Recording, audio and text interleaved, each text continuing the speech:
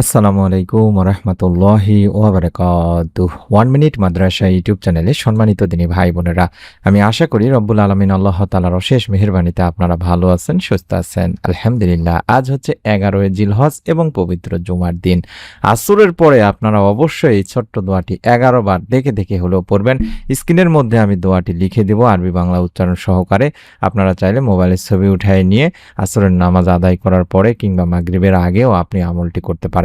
আর জুমার দিনের ওসিলায় আল্লাহ তাআলা ইনশাআল্লাহ আসর থেকে মাগরিব পর্যন্ত এই সময়টিতে দোয়া কবুল করে। এই সময়ের ওসিলায় আপনার আমলের নিয়ত এবং নিয়মের ওসিলায় আমল করলে রব্বুল আলামিন ইনশাআল্লাহ মাগরিবের আগেই চাহে তো আপনার আশা আকাঙ্ক্ষা পূরণের সুসংবাদ দেবেন, আপনার কল্পনা আপনার চিন্তার বাইরে থেকে। তাই অনুরোধ করছি ভিডিওটি মনোযোগ দিয়ে সম্পূর্ণ আমলের নিয়তে দেখার। ইসলামে জুমাবার একটি মর্যাদাপূর্ণ দিন। এই প্রসঙ্গে রাসূলুল্লাহ সাল্লাল্লাহু আলাইহি ওয়াসাল্লাম বলেন, দিবস সমূহের মধ্যে জুমার দিন শ্রেষ্ঠ এবং তা আল্লাহর কাছে অধিক সম্মানিত। ইবনে মাজার 1084 নম্বর একটি হাদিস। হাদিসে আরো বর্ণিত হয়েছে, সূর্য উদিত হওয়ার দিনগুলোর মধ্যে জুমার দিনই হচ্ছে সর্বোত্তম, কারণ এই দিনে আদম আলাইহিস সালামকে সৃষ্টি করা হয়েছে। আবার এই দিনেই তাকে জান্নাতে প্রবেশ করানো হয়েছে এবং এই দিনেই তাকে জান্নাত থেকে বের করা হয়েছে। এটি সহিহ মুসলিম শরীফের 854 নম্বর সহিহ একটি হাদিস। আর হাদিস অনুযায়ী পবিত্র জুমার দিনের আসর সময়টি খুবই গুরুত্বপূর্ণ, কারণ এই সময় মুমিনদের জন্য বিশেষ কিছু আমলের কথা বলা আছে হাদিসে। আর সেই সব আমলগুলোর মধ্যে আমরা করতে পারি দোয়া, জিকির, ইস্তেগফার ইত্যাদি। এছাড়াও আরেকটি আমলের কথা বলা হয়েছে বিশেষভাবে, সেটি হলো বিশেষ নিয়মে দরুদ পাঠ করা, অর্থাৎ পবিত্র জুমার দিন দরুদ পাঠ করতে হবে দিনী ভাই বোনেরা। পবিত্র জুমাবারে একটি সময়ে দোয়া কবুলের কথা বলা আছে হাদিসে। আবু হুরায়রা রাদিয়াল্লাহু তাআলা আনহু বলেন, রাসূল সাল্লাল্লাহু আলাইহি ওয়াসাল্লাম বলেছেন, জুমার দিনে এমন একটি সময় আছে, সেই সময়টায় যদি কোনো মুসলিম নামাজ আদায়রত অবস্থায় থাকে এবং আল্লাহ রাব্বুল আলামিনের কাছে কিছু চায়, তবে মহান রব আল্লাহ অবশ্যই তার সে চাহিদা বা দোয়া কবুল করবেন। এবং এরপর রাসূল সাল্লাল্লাহু আলাইহি ওয়াসাল্লাম তার হাত দিয়ে ইশারা করে সময়টি সংক্ষিপ্ততার ইঙ্গিত দেন। বুখারী শরীফের 6400 নম্বর একটি সহিহ হাদিস। তাছাড়া জাবির ইবনে আব্দুল্লাহ রাদিয়াল্লাহু তাআলা আনহু থেকে বর্ণিত হাদিসে আল্লাহ রাসূল সাল্লাল্লাহু আলাইহি ওয়াসাল্লাম বলেন, জুমার দিনের যে 12 ঘন্টা আছে এর মধ্যে এমন একটি মুহূর্ত রয়েছে, যদি কোনো মুসলিম এই সময় আল্লাহ তাআলার কাছে কিছু প্রার্থনা করে বা কিছু চায়, তাহলে মহান ও সর্বশক্তিমান আল্লাহ তাকে তা দান করেন। আর এই মুহূর্তটি তোমরা আসরের শেষ সময় অনুসন্ধান করো। আবু দাউদ শরীফের 1048 নম্বর হাদিস। আর আমরা জানি আসরের শেষ সময় বলতে সূর্য ডোবার আগ মুহূর্তকে বোঝায়, কারণ আব্দুল্লাহ ইবনে সালাম রাদিয়াল্লাহু তাআলা আনহু বর্ণনা করেছেন, শুক্রবারে বা জুমাবারে আসরের পর থেকে সূর্যাস্ত পর্যন্ত দোয়া কবুল হয়। এবং বিখ্যাত হাদিসের গ্রন্থ জাদুল মাওয়াদ এখানেও বলা হয়েছে যে পবিত্র জুমার দিন আসরের নামাজ আদায়ের পর দোয়া কবুল হয়। সুবহানাল্লাহ। তাহলে আমরা বুঝতে পারলাম এই সময়টাতে আমল করতে হবে দিনী ভাই বোনেরা, এবং আমাদেরকে দরুদের আমল বেশি বেশি করতে হবে, কারণ জুমার দিন বেশি বেশি দরুদ পাঠের অনেক গুরুত্ব বর্ণনা করা হয়েছে হাদিসে। রাসূল সাল্লাল্লাহু আলাইহি ওয়াসাল্লাম ইরশাদ করেছেন, তোমরা জুমার দিনে আমার উপর বেশি বেশি দরুদ পাঠ করো, কেননা তোমাদের পাঠকৃত দরুদ আমার সামনে পেশ করা হয়। আবু দাউদ শরীফের একটি হাদিস। তাই আমরা পবিত্র জুমার দিন প্রথম কাজ হবে দরুদের আমল করে নেওয়া। অন্তত 11 বার এই ছোট্ট দরুদটি পড়ে নিব, আসর থেকে শুরু করে সূর্য ডোবার আগ পর্যন্ত। এই সময়টিতে যে কোনো সময় আপনি আমলটি করতে পারেন। যখনই আমলটি করবেন সর্বপ্রথম কাজ হবে নিয়ত করে নেওয়া, অর্থাৎ মনে মনে নিয়ত করা, অথবা ভিডিওটির কমেন্ট সেকশনে অন্তত আমিন লেখার মাধ্যমে হলেও নিয়ত করে নেওয়া।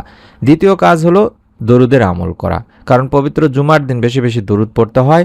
আর দ্বিতীয় কারণ হচ্ছে দরুদ পড়ার জন্যে, সেটা হলো দরুদবিহীন দোয়া আল্লাহ তাআলার কাছে পৌঁছায় না। কারণ হযরত উমর বিন খাত্তাব রাদিয়াল্লাহু তাআলা আনহু বলেছেন, নিশ্চয়ই বান্দার দোয়া মুনাজাত আসমান ও জমিনের মাঝখানে ঝোলানো থাকে, তার কোনো কিছু আল্লাহ পাকের নিকট পৌঁছায় না যতক্ষণ না বান্দা তোমার নবীর প্রতি দরুদ পাঠ করবে। তিরমিজি শরীফের একটি হাদিস। তাই আমাদের দরুদের আমলটি আগে করে নিতে হবে। চাইলে আল্লাহুম্মা সাল্লি ওয়া সাল্লিম আলা নবিয়িনা মুহাম্মদ এই ছোট্ট দরুদটি আমরা 11 বার পড়ে নিব। আমি নিয়মটি বলে দেওয়ার সময় আবারও সুন্দর করে সবকিছু বলে দেব, কিছুক্ষণের মধ্যে ইনশাআল্লাহ ভিডিওটি জুড়ে থাকুন। দরুদ পড়ে নেওয়ার পরে আমরা আমাদের মনের নেক আশা পূরণের জন্য আল্লাহ তাআলার কাছে একটি ছোট্ট দোয়া পাঠ করব। দোয়াই হচ্ছে মুমিনের হাতিয়ার, এটা আমরা জানি। আমল ও দোয়ার মাধ্যমে আল্লাহর নৈকট্য অর্জন করা সম্ভব। আল্লাহ সেই বান্দাদের সবচেয়ে বেশি ভালোবাসেন যারা তার কাছে চায়, আর যারা চায় না তাদের প্রতি তিনি অসন্তুষ্ট হন। তাই তো রব্বুল আলামিন আল্লাহ বলেন, নিশ্চয়ই মানুষকে সৃষ্টি করা হয়েছে অস্থির করে, যখন তাকে কোনো বিপদ স্পর্শ করে তখন সে হয় পড়ে অতি মাত্রায় উৎকণ্ঠিত। সূরা মাআরিজ আয়াত 19 থেকে 20। এছাড়াও বিপদে আপদে মুচড়ে না পড়ে আল্লাহ তাআলার কাছে সাহায্য চাইতে হবে দিনী ভাই বোনেরা। বেশি বেশি দোয়া করতে হবে। মানুষের দোয়া আল্লাহ তাআলা কখনোই ফিরিয়ে দেন না। সুবহানাল্লাহ। হাদিস থেকে দোয়া কবুলের ৩টি অবস্থা জানা যায়। ১, দোয়াকারীর দোয়া হুবহু কবুল করে সঙ্গে সঙ্গে দুনিয়াতে এর ফল দিয়ে দেওয়া হয়। আপনি দোয়া করলেন আসরের নামাজের পর, মাগরিবের আগে কিংবা মাগরিবের পরে আপনি কোনো না কোনো একটা মাধ্যম থেকে আল্লাহ তাআলার অশেষ মেহেরবানিতে গায়েব থেকে হলেও আপনি সাহায্য পেলেন, অর্থাৎ মনে নেক আশা পূরণের সুসংবাদ পেলেন বা ফল পেলেন। দ্বিতীয়ত, আপনার দোয়ার প্রতিদান সঙ্গে সঙ্গে না দিয়ে আল্লাহ তাআলা পরকালের জন্য সংরক্ষণ করে রাখেন, যা কঠিন কিয়ামতের দিন মুসিবতের সময় আপনাকে প্রদান করা হবে। এবং তৃতীয় কারণ হলো, দোয়ার মাধ্যমে আপনার উপরে আসা কোনো অমঙ্গল বা বিপদ আপদ থেকে আল্লাহ তাআলা আপনাকে রক্ষা করবেন। আমি আশা করি বুঝতে পেরেছেন তিনি ভাই বোনেরা যে দোয়া কতটা পাওয়ারফুল একটা আমল বা হাতিয়ার মুমিনের জন্য। হাদিসে আছে, একবার আনাস রাদিয়াল্লাহু তাআলা আনহু আল্লাহ রাসূল সাল্লাল্লাহু আলাইহি সাল্লামের সঙ্গে বসা ছিলেন। এ সময় এক ব্যক্তি এসে নামাজ আদায় করার পরে এই ছোট্ট যে দোয়াটি স্ক্রিনের মধ্যে দেখাচ্ছি, এই দোয়াটি আপনারা স্ক্রিনশট নিয়ে নিন, দেখে দেখে হলেও আপনি পড়বেন তিনি ভাই বোনেরা। আমি একবার বলে দিচ্ছি, নিয়মটি বলার সময় আবার বলবো, কোনো সমস্যা নেই ইনশাআল্লাহ। আল্লাহুম্মা ইন্নী আসআলুকা বিআন্না লাকাল হামদু লা ইলাহা ইল্লা আনতাল মান্নান বাদিউস সামাওয়াতি ওয়াল আরদ ইয়া জাল জালালি ওয়াল ইকরাম ইয়া হাইয়্যু ইয়া কাইয়্যুম। এভাবে এই ছোট্ট দোয়াটি আপনাকে পড়তে হবে। কতবার পড়বেন? পড়ার আগে পরে নিয়ম নিয়ত সবকিছু এখনই বলে দিচ্ছি ইনশাআল্লাহ। তার আগে দোয়াটির অর্থ আপনারা জেনে নিন। এই দোয়াটির অর্থ হচ্ছে, হে আল্লাহ, আমি তোমার কাছে প্রার্থনা করি, তুমি তো সব প্রশংসার মালিক, তুমি ছাড়া কোনো উপাসক নেই। তুমি হচ্ছে দয়াশীল, তুমি আকাশসমূহ পৃথিবীর একমাত্র সৃষ্টিকর্তা, হে মহান সম্রাট ও সর্বোচ্চ মর্যাদার অধিকারী, হে চিরঞ্জীব, হে সর্বময় ক্ষমতার অধিকারী। এই দোয়াটির কথা শুনে তখন রাসূল সাল্লাল্লাহু আলাইহি সাল্লাম বললেন, এই ব্যক্তি তো ইসমা আজম পড়ে দোয়া করেছে। ইসমা আজম হচ্ছে মহান রব্বুল আলামিন আল্লাহ তাআলার এমন একটি নাম, যে নাম ধরে রব্বুল আলামিন আল্লাহকে ডাকলে তিনি সেই ডাকে সাড়া দেন, এবং যে নাম ধরে তার কাছে কিছু কিছু চাওয়া হলে রব্বুল আলামিন তাকে তা দান করেন তিনি ভাই বোনেরা, তার চাওয়া পাওয়া পূরণ করেন। আবু দাউদ শরীফের একটি হাদিস।